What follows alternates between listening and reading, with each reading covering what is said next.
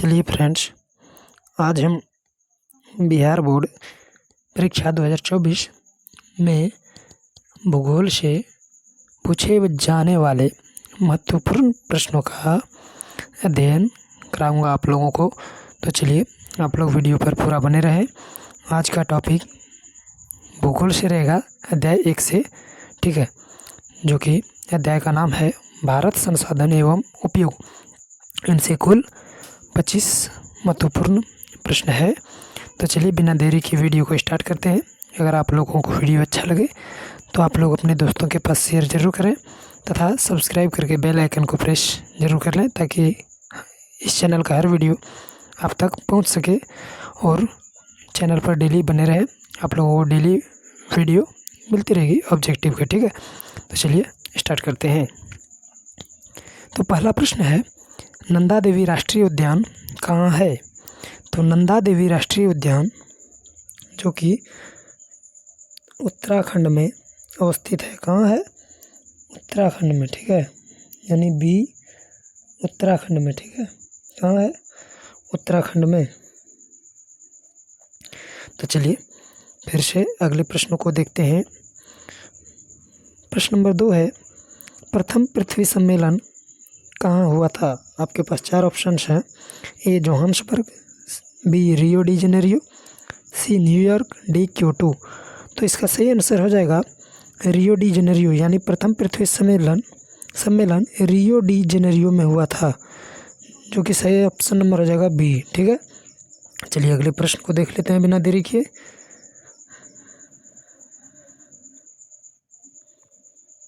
प्रश्न नंबर 3 है, लौह अयस्क कौन सा संसाधन है?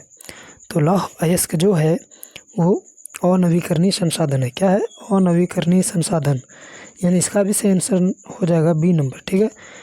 चलिए अगले प्रश्न को देखते हैं। कोयला किस प्रकार का संसाधन है?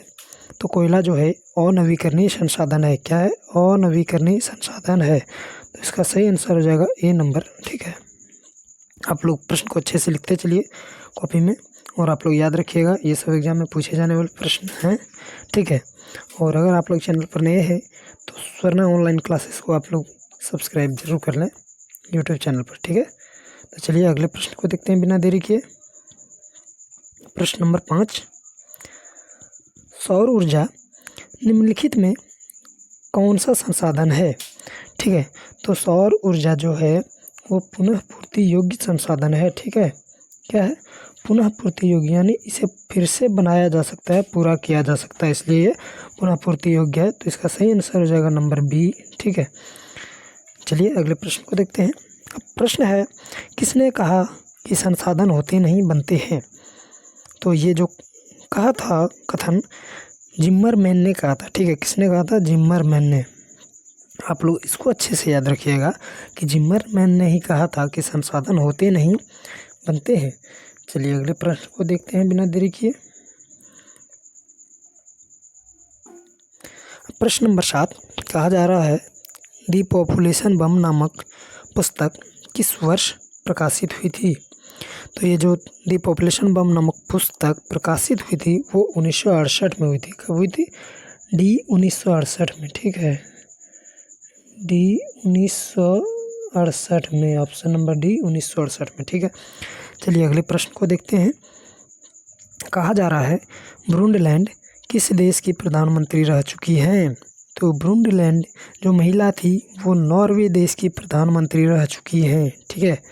किस देश की? नॉर्वे देश की। चलिए अब बिना देरी के फिर से अगले प्रश्न को देख लेते हैं।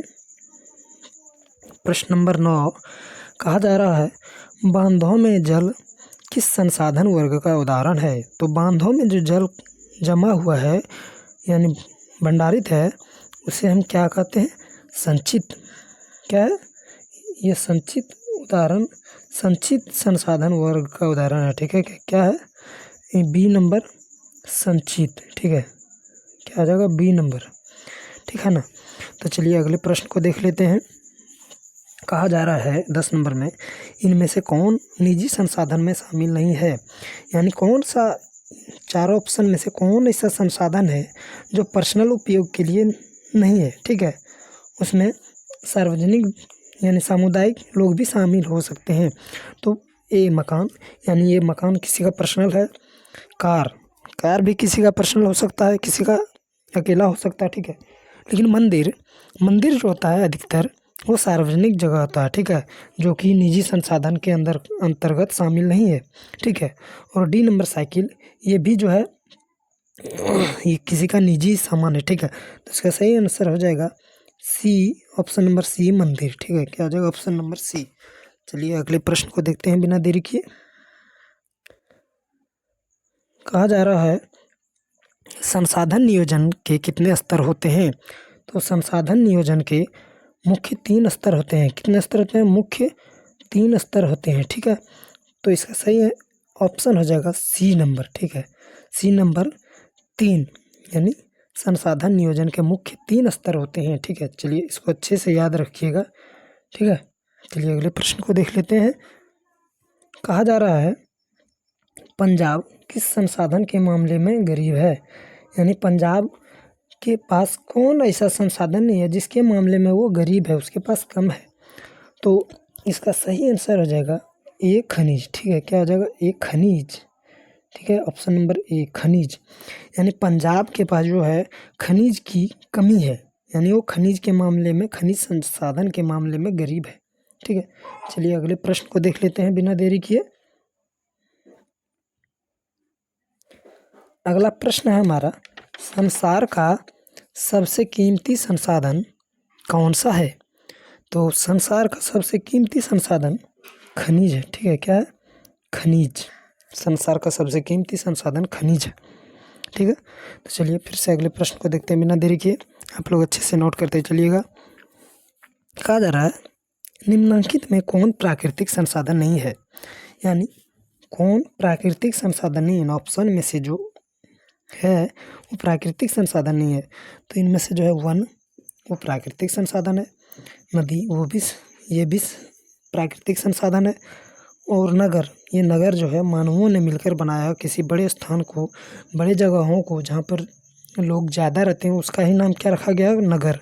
तो ये जो है प्राकृतिक संसाधन नहीं है, ये मानवों ने बनाया। तो सही ऑप्शन नंबर हो जाएगा सी नगर, ठीक है। क्या हो जाएगा? सी नगर। ये मानव ने मिलकर बनाया, मानव ने एक नाम रखा है, ठीक है। चलिए अगले प्रश्न को देखते हैं बिना देरी किए। प्रश्न नंबर 15। कहा जा रहा है 1992 के पृथ्वी सम्मेलन में लगभग कितने देशों के राष्ट्राध्यक्ष शामिल हुए थे? यानी 1992 में जो पृथ्वी सम्मेलन हुआ था वहाँ पर कुल कितने देशों के राष्ट्राध्यक्ष शामिल हुए थे? तो इसका सही आंसर हो जाएगा सी 108, यानी उस समय भी 108 देशों के राष्ट्राध्यक्ष शामिल हुए थे, यानी इसका ऑप्शन नंबर हो जाएगा सी 108, ठीक है। चलिए अगले प्रश्न को देख लेते हैं। प्रश्न नंबर 16। ज्वारीय ऊर्जा किस प्रकार के संसाधन का उदाहरण है?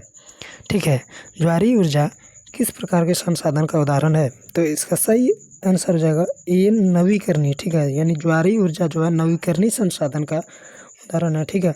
चलिए अगले प्रश्न को देखते हैं बिना देरी के। प्रश्न नंबर 17। कहा जा रहा है स्मॉल इज ब्यूटीफुल नामक पुस्तक के लेखक कौन है? इसके भी 4 ऑप्शन हैं। कहा जा रहा है स्मॉल इज ब्यूटीफुल नामक पुस्तक के लेखक कौन है? इनके 4 ऑप्शन है। ए सुमेकर, बी सुमेसर, सी महात्मा गांधी, डी अमर्त्य सेन। तो इसका सही आंसर हो जाएगा बी सुमेसर, ठीक है। यानी स्मॉल इज ब्यूटीफुल पुस्तक सुमेसर ने लिखा था, ना कि सुमेकर ने, ठीक है। किसने लिखा था? सुमेसर ने। यानी इसका सही आंसर हो जाएगा ऑप्शन नंबर बी सुमेसर। क्या हो जाएगा? सुमेसर। आपको अच्छे से याद रखना है, सुमेसर ने स्मॉल इज ब्यूटीफुल नामक पुस्तक लिखा था, ठीक है। चलिए अगले प्रश्न को देखते हैं बिना देरी किए। प्रश्न नंबर 18। चिपको आंदोलन के प्रणेता कौन हैं? इसके 4 ऑप्शंस हैं। ए मेघा पाटेकर, बी महात्मा गांधी, सी सुंदरलाल बहुगुणा, डी संदीप पांडे। तो चिपको आंदोलन के प्रणेता सुंदरलाल बहुगुणा है, ठीक है। कौन है? Sunderlal Bahuguna, option number C, ठीक है। अब चलिए अगले प्रश्न को देखते हैं। प्रश्न नंबर 19। सामुदायिक संसाधन कौन सा नहीं है? यानी इनमें से जो एक संसाधन है ऑप्शन में से वो सामुदायिक नहीं है, सार्वजनिक नहीं है, बल्कि वो पर्सनल है, ठीक है। इसके भी 4 ऑप्शन है। ए मंदिर, बी मस्जिद, सी सार्वजनिक पार्क, डी घर। तो इसमें से क्या है, मंदिर सार्वजनिक है, मस्जिद भी सार्वजनिक है, सार्वजनिक पार्क तो सार्वजनिक ही है। इनमें से घर जो है वो सामुदायिक संसाधन नहीं है। ठीक है, क्या है, सामुदायिक संसाधन नहीं है। चलिए अगले प्रश्न को देखते हैं बिना देरी किए। कहा जा रहा है प्रश्न नंबर 20 में, निम्नलिखित में कौन सामुदायिक संसाधन नहीं है? ए चारगाह, बी स्कूल, सी कृषि भूमि, डी स्मशान। तो इसमें जो है चारगाह सामुदायिक संसाधन है, स्कूल सामुदायिक संसाधन है और कृषि भूमि ये किसी का पर्सनल है। ठीक है, अधिकतर जो है पर्सनल ही होता है, इसलिए क्या हो जाएगा, कृषि भूमि सामुदायिक संसाधन नहीं होगा और स्मशान तो सामुदायिक ही होगा। ठीक है, तो इसका सही आंसर हो जाएगा ऑप्शन नंबर सी। क्या हो जाएगा, ऑप्शन नंबर सी। चलिए फिर से अगले प्रश्न को देखते हैं। अगर वीडियो अच्छा लगे तो लाइक ज़रूर कीजिएगा और अपने दोस्तों के पास शेयर ज़रूर कीजिए। चलिए अगले प्रश्न को देख लेते हैं। कहा जा रहा है कि हमारा साझा भविष्य क्या है? एक नीति है, एक पुस्तक है, एक विचार है या फिर कोई नहीं है? तो हमारा साझा भविष्य एक पुस्तक है। ठीक है, क्या है, एक पुस्तक। तो इसका सही आंसर हो जाएगा ऑप्शन नंबर बी। चलिए अगले प्रश्न को देखते हैं बिना देरी किए।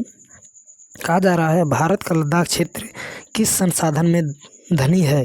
तो भारत का लद्दाख क्षेत्र जो है वो सांस्कृतिक विरासत में धनी है। ठीक है, किसमें, सांस्कृतिक विरासत में धनी है। तो इसका ऑप्शन नंबर सी हो जाएगा सही आंसर। ठीक है, चलिए बिना देरी किए अगले प्रश्न को देख लेते हैं।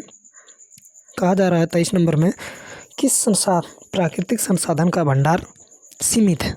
ठीक है, तो किस प्राकृतिक संसाधन का भंडार सीमित है? तो इसमें जो है 4 ऑप्शन हैं। ए खनिज तेल, बी सौर ऊर्जा, सी पवन ऊर्जा, डी जलीय ऊर्जा। तो इसमें क्या है, ये खनिज ऊर्जा, क्या खनिज तेल जो है वो सीमित भंडार है। ठीक है, प्राकृतिक संसाधन में सीमित भंडार है। ठीक है, ये खत्म हो सकता है कभी। ठीक है, तो चलिए अगले प्रश्न को देखते हैं। प्रश्न नंबर 24। कहा जा रहा है राजस्थान में किस संसाधन की कमी है? तो राजस्थान में जो है वहाँ पर किस चीज़ की कमी है, किस संसाधन की कमी है? तो आपके पास 4 ऑप्शन है। ए सौर ऊर्जा, बी पवन ऊर्जा, सी जल संसाधन, डी कोई नहीं। तो राजस्थान तो जो है वो जल संसाधन में कमी है, यानी उसके पास जल का संसाधन बहुत ही कम है। ठीक है, तो इसका ऑप्शन नंबर सी हो जाएगा सही आंसर। ठीक है, क्या आ जाएगा, जल संसाधन, यानी राजस्थान में जल की कमी है। ठीक है, चलिए अगले प्रश्न को देख लेते हैं। ये हमारा अंतिम प्रश्न है, तो देख लीजिए। कहा जा रहा है मछलियों के अस्तित्व को कौन खतरे में डाल सकता है? ए वर्षा जल, बी सागर जल, सी बांध, डी दूषित जल। तो मछलियों को खतरे में दूषित जल डाल सकता है। ठीक है, तो मछलियों को दूषित जल से बचाना चाहिए। तो इसका सही आंसर हो जाएगा ऑप्शन नंबर डी। ठीक है, क्या हो जाएगा, ऑप्शन नंबर डी। चलिए आज का प्रश्न यहीं तक। अगर आप लोगों को वीडियो अच्छा लगे तो अपने दोस्तों के पास शेयर ज़रूर करें और वीडियो को लाइक करके चैनल को सब्सक्राइब कर लें, ताकि हमारा हर वीडियो आप तक पहुंच सके, और बेल आइकन को भी ऑन कर लीजिएगा। ठीक है, चलिए आज तक इतना ही। फिर मिलते हैं कल अगले प्रश्न के साथ।